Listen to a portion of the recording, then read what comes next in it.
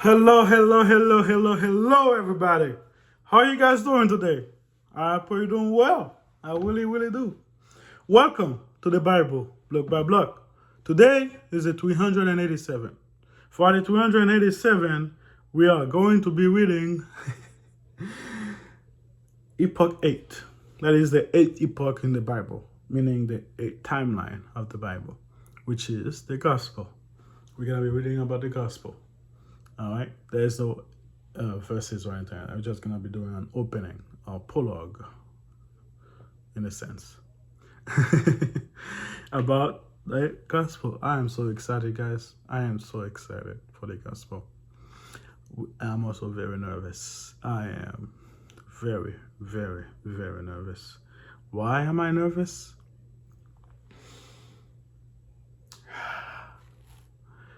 Don't get me the wrong way. The Torah is God's word, 100%. There's no but or if about it. Okay, the Torah is God's word. It's just the Gospels. That's the biggest news. That's the good news. That's it. That's the best thing that ever happened in the world. Okay, and I do not want to screw that up. I do not want to mess it up. I do not want my shortcoming to mess it up for you guys. I don't want to do anything that make turn you guys off from it, and I do not want to be adding my own religion on it. I do not want to push my own thing. I want to keep to the Bible as it is, especially the New Testament. Everything I'm gonna read in the New Testament, I want God to use me. Yes, I've been wanting God to use me for the Torah. So again. There's something different about the Gospels. The New Testament, we're supposed to follow both Old and New Testament. But the Gospel, there's something. Or when we get to the epistle, Paul writings, this is straight up for us, the Gentile. This is straight up for us, the Christians, you know? So, bear with me, guys. Bear with me. We're about to read the greatest story ever told.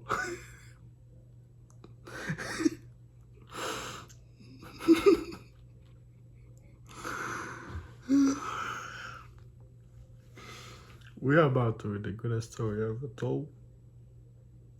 God coming to earth, coming on this world to die for us. I don't want to screw that up.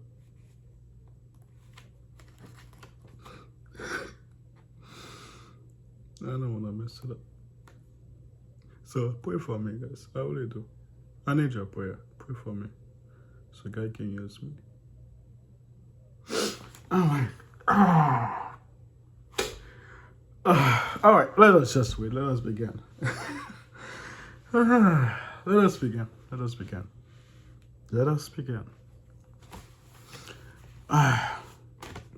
The coming of the Messiah. 37 BC, AD 30. All right, this is the eighth epoch, meaning the eighth timeline, different timeline of the Bible. All right. Herod are overshadowed by the great event that occurred during the time, the ministry, crucifixions, and resurrections of the Messiah. Yes, sir. The epoch that witnessed the Messiah coming actually began with the rise to power of King Herod the Great. The life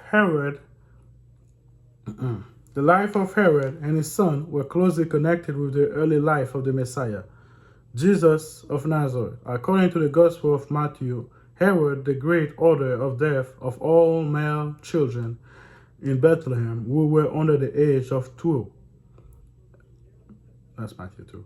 An order that forced Joseph to flee, taking his wife and young children to Egypt. That's also a similarity between Jesus and Moses, because there's a great deliverer. Every time there's a great deliverer, there's always an order to kill all children. That is why a lot of false prophets and people, not just false prophets, a lot of people are saying that is why they are pushing the whole abortion thing, because there's a great deliverer that's coming. Do I believe that? No. I don't care. I don't know. But That's why people are saying that. Why? Because every time there's going to be a great deliverer, there's always an order to kill all the kids, all the children.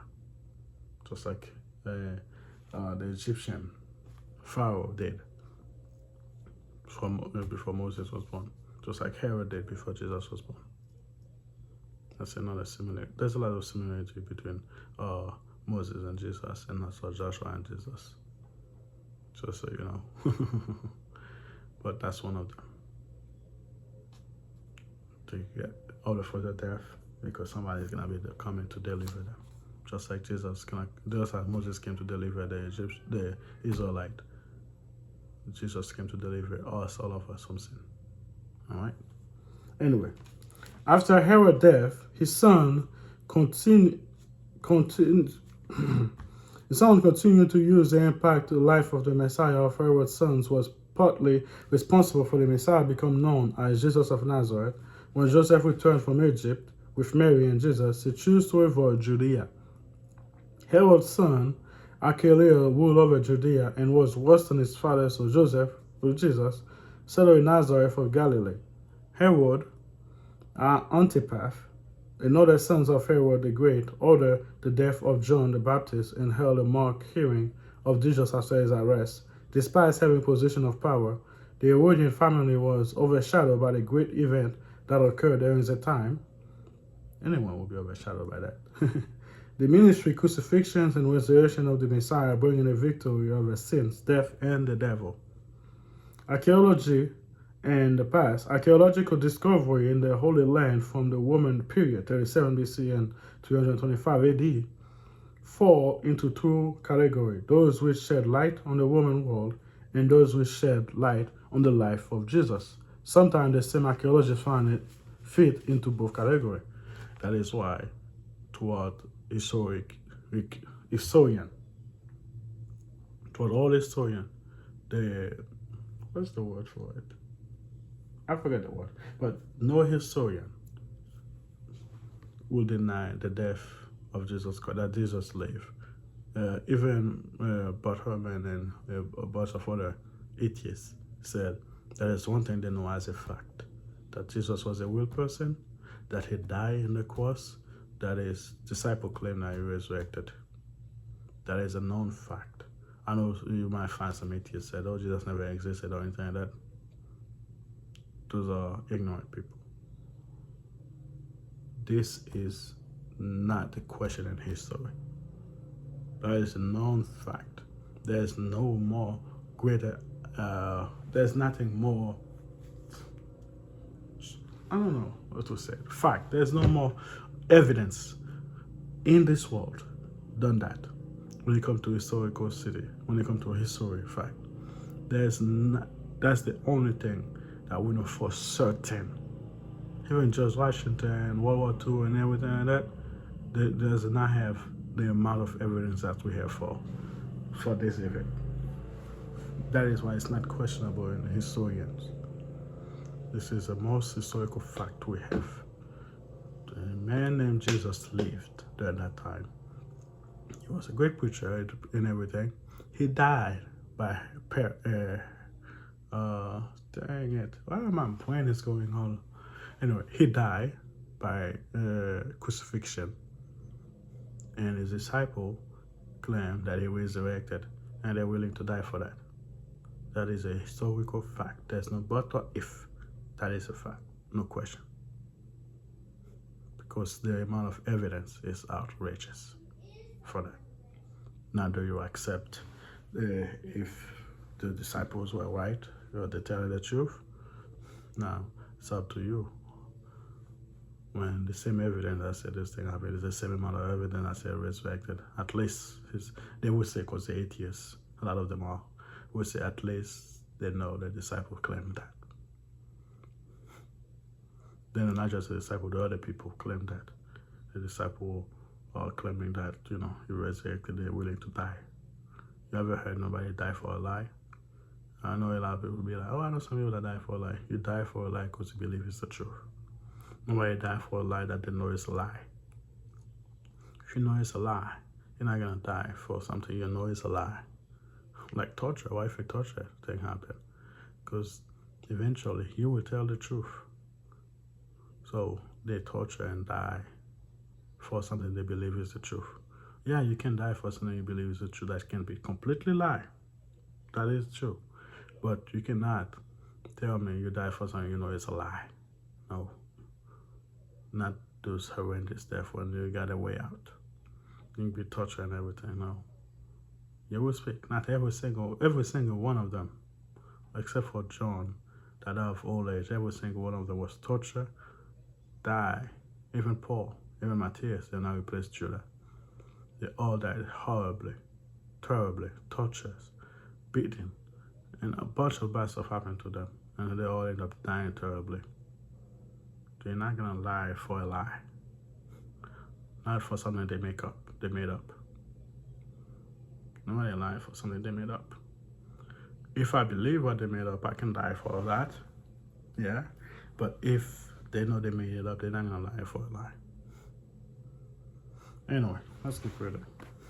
Just something to tell your atheist friend. Historical census, that's what I was looking for. It's anonymously that Jesus really did exist. And he died on the cross. And his disciple claimed that he resurrected. That's the census. Say that to your atheist friend. And tell them about nobody died for a lie. See what happened. Anyway, the Roman period archaeologically is the word Herod the Great. Among his many building accomplishments is a great seaport. Caesarea Maritima excavations have uncovered the theater, the harbor, vast warehouse, temples, and one important inscription, a stone bearing the name Pontius Pilate, the governor, reminding us that Caesar was also the headquarters of Roman force occupying the land. Military installations were placed all over Judea. Since it was a border province, Rome and Jericho built on sites different from both Old Testament and Jericho in the modern city was also the work of Herod. The ruin of magnificent palace and bath have been uncovered in Jericho excavations. In Jerusalem are more remains of Herod building program. The Wailing Wall is actually part of the Great Retaining Wall Herod built around the temple, meant to make a surface large enough for the temple rebuilding project. On the western side of the old city, at a site called Tower of David, are the remains of one of the Tower of Herod building to defend the city. It is probably the tower called Phasael, as described by Josephus. Josephus, also not a Christian, not a Jew. He's a woman, write a lot about Jesus and his disciples and everything. Also, Herod write a lot about him too. Again, you don't need just like biblical information. Outside of biblical information, they all write about the same thing. That is why it's a known fact in history. Besides the fact that the Bible is a historical book, but outside biblical texts, extra biblical texts is what they call it. There's so many of them too that talk about the same thing the Bible talk about. Jesus was real. He preached, he died by the woman on the cross, and then his disciple claimed he resurrected 2 days later, and they died for it. Period. Anyway, either in one of these towers in a great palace named by Herod and his soldiers mocked Jesus. The ministry of Jesus is illustrated by archaeology in Galilee, and the famous Jesus boat was discovered in a lake during a thaw. One can picture Jesus, Peter, and others sailing on across the lake in such a boat, since it is much like the one used by fishermen in the first century. In Capernaum, the center of Jesus' Galilean ministry, at the least 2 possible links to Jesus, the synagogue, the visitors see in the date in the 4th centuries. Also, the Jew who hated Jesus talk a lot about him, even in the Talmud. I wouldn't suggest you read that book, but if you want extra biblical sources, the Talmud talk about it. They do not talk about him in a good light, but they still do. They claim he was a magician, they claim he was this and that, but there's a Jew book. Jew that are against God. Not Messianic Jew, Jew that are against Jesus. They talk about it. Like everybody talk about him. That is why it's a known fact. Anyway, but more recent excavations have shown the foundations of a first century building underneath it, since synagogues were always built on the same site. The first century synagogue, so even his enemy talk about him, may have been where Jesus preaches. Nearby are the ruins of a octagonal church. Archaeologists believe that this ancient church is on the site of Peter's house, and that the foundation discovered underneath the church are literally the remain of the building where Jesus stayed in one Capernaum. Actually, one thing a lot of Catholics like to say, when Jesus said, Peter, to this work I will build my church, they say, see, it's the Pope. Actually, no. Peter is the one that built the first church. He actually built all 7 churches that Jesus came in. He opened the gate of all of them. When Jesus said to you, I will be my church, he meant literally. Literally. And the area he was talking about, when he was talking to him, that's the area the first church was built. Literally. On that walk that they were standing on when they were talking, it was big work. That's where the first church was built. And Peter was the first one to open that door. All of the 7 churches in Revelation, Peter was the one that opened the door for all of them. That was of all of them. So yeah. Not because he was a pope or anything, just Jesus' prophecy. Anyway, let's keep going. Around Jerusalem, a mini reminder of Jesus' ministry, just over the Mount Olive, is the village of Bethany, where we find the first century tomb belonging to a wealthy family. This is a traditional tomb of Lazarus, having a vestibule chamber and a small inner chamber. Somewhere on Mount Olive is the Garden of Gethsemane. Actually, one of the things the atheists was very big about back then is that, well, the Bible said it was in the garden and everything like that, right? Where's the garden? We did find the garden on the tomb. For a while, we couldn't find any garden or anything. The atheists like to point it out to that. The Bible got this wrong. But now we found it. We have found it. In the tomb, under the tomb. But, around and everything like that. There was a garden. We know that as a fact. Anyway, somewhere on Mount Olive is the Garden of Gethsemane. Whether it is located on the Church of All Nations or nearby a tomb of Mary is debatable. Like I said, this book is either not up to date or they're deliberately lying. Look it up. We have found it. We have found it. And that was placed a few decades ago. So this book is either straight up lying or it's out of date. I believe it's straight up lying. Because I think earlier we read something that they were mentioning that was up to date. So they just lied. Or maybe when they compiled that, they didn't have the right time. I don't know. I believe they're just lying. Anyway, but beyond debate is the reality that Jesus prayed in this vicinity. It is beyond debate. Even there, to him, I am like that. Those are some information we know for a fact, period, about Jesus. Those are historical facts, period. Anyway, excavation at the southern end of the Temple Mount have uncovered the steps that led up to the temple. Several steps remain in an unrestored condition and represent the way first century person, include Jesus, usually entered the temple. The steps are also identified as rabbi teaching steps, meaning that Jesus likely sat on them, teaching his disciples and crowd. On the north end of the old city, or twin pool, which possibly represented the pool of Bathsheba, where Jesus healed a lame man. Possibly, really. Anyway, the Epoch mentions in John's Gospel, John 5:2, stood along the side of the pool on the causeway between them. Back on the south end of the city are the remains of its Essence Gate, a first century gate that led into Jerusalem. Nearby the gate are the remains of the house of Cephas, who was high priest at the time of Jesus' trial. A dank cold base remind us that Jesus may have been imprisoned there for at least a few hours. A paved courtyard courtyard above remind us of Peter's denial by the high priest's house. I don't know why all of a sudden they want to do that to stop. No, Nothing gonna stop this. One of the most powerful archaeological remains is the discovery of a man who had been crucified. Jonah, the name inscribed in the stone box that held his bones, had nail mark on his waist and on the nail driven through the heel bones.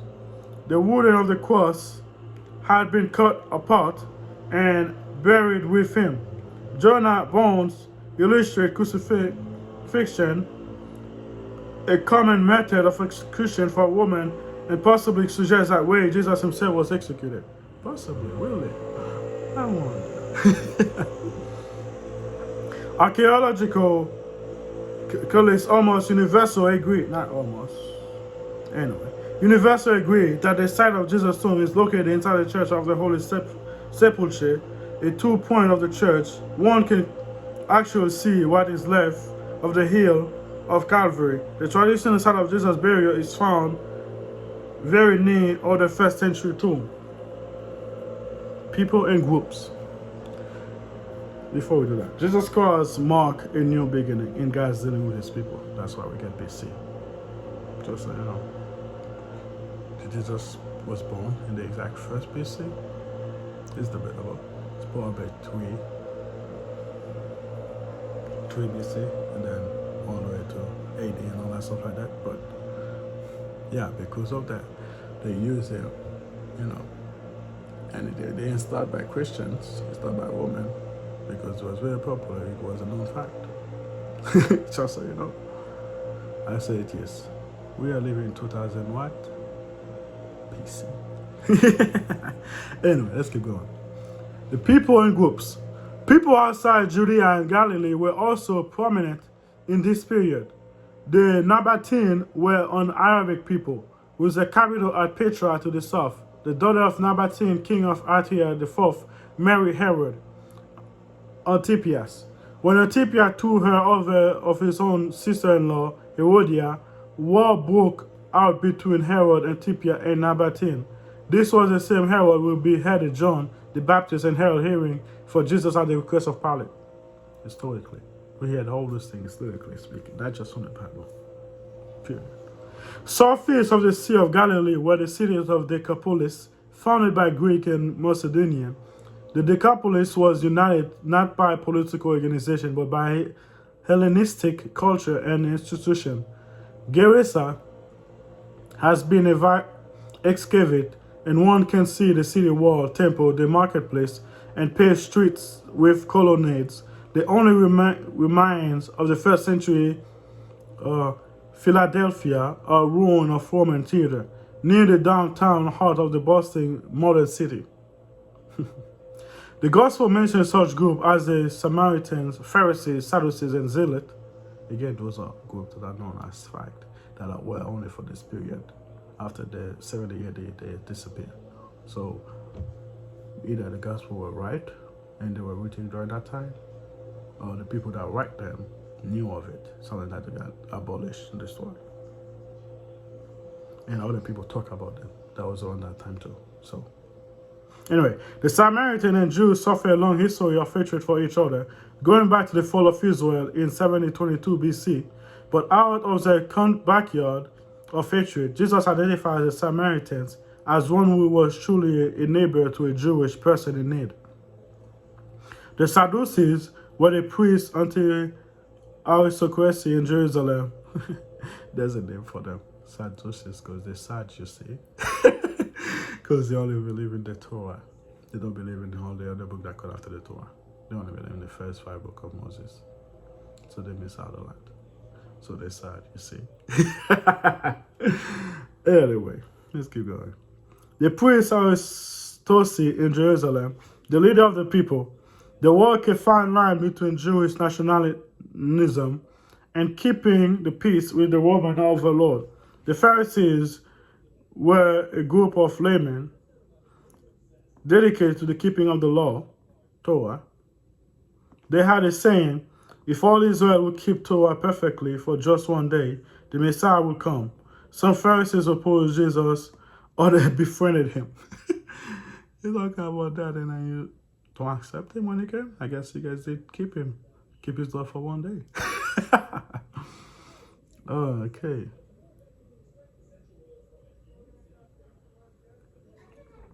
Some Pharisees opposed Jesus, others befriended him. Yes? You can't get in the video. What's up? Can I get more, but not with the sauce and the spice? They all come with the sauce and the spice. They're all spicy. Mom is coming soon. She's going shopping to get the food, and we can make some more meal. Okay? Just be patient. I'll cook for you when Mommy get back. Okay? Alright. Yes, guys, I cook. My wife mostly do the cooking, but I do cook once or twice. I'm Haitian, alright? We cook. Okay. So Pharisees opposed Jesus, others befriended him, warning him of trouble, speaking up for him at his trial, providing a place for his burial. I cooked something spicy for them earlier because they said they wanted it. They said, we love spicy food. You can cook it. The zealot were the revolutionary underground. Jesus' disciple Simon, the zealot, probably belonged to one of the first century group who actively opposed woman rule. Yeah. But that's the only time they existed. They existed sometime before that, but after the first century, they got, wiped out. No more. But anyway, if you guys wondering, yes, I did cook for them. I didn't cook a lot because they usually waste their food. So yeah, I didn't cook that much. Every time you don't cook that much because they waste their food, that's when they want to eat more. Kids, right? They always waste their food, so I have to eat the food when they're done, so the food don't go to waste. And the garbage disposal for food. Every time they eat the food, they never finish, I have to eat the rest.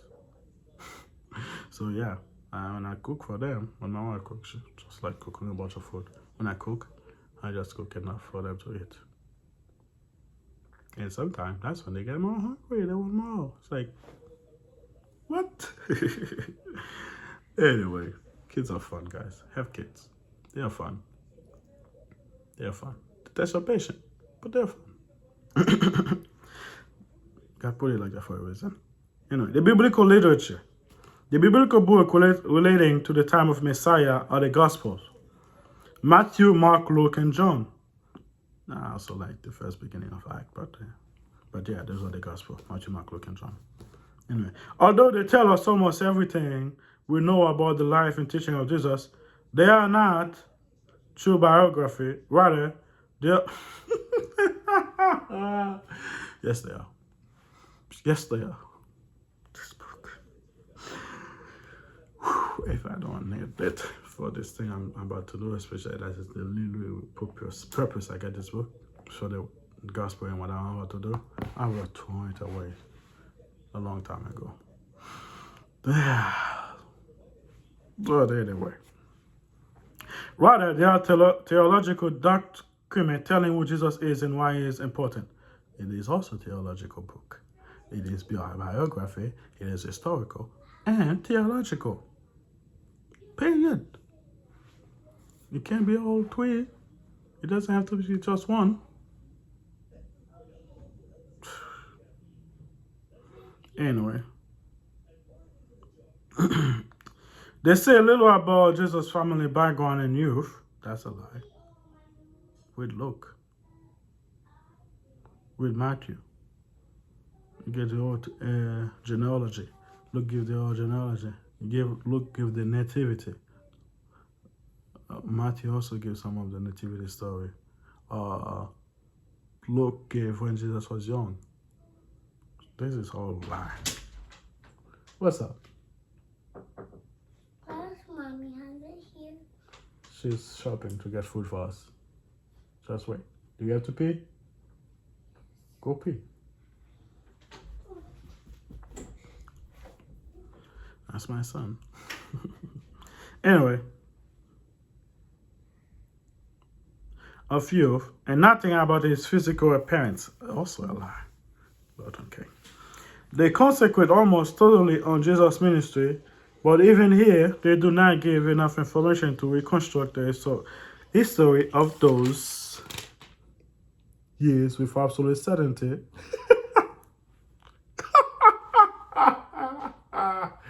I'm sorry for laughing, guys, but the stupidity, the straight up lie, the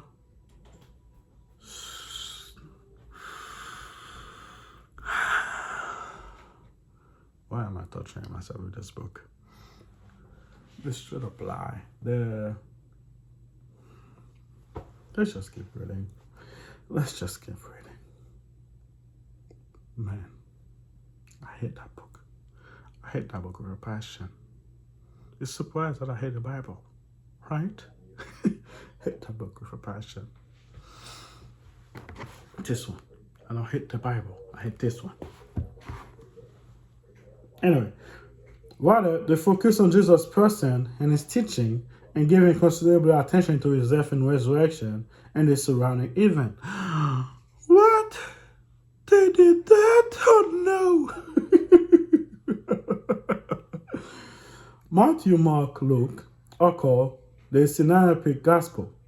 The name synoptic means they review the life of Jesus from a common perspective.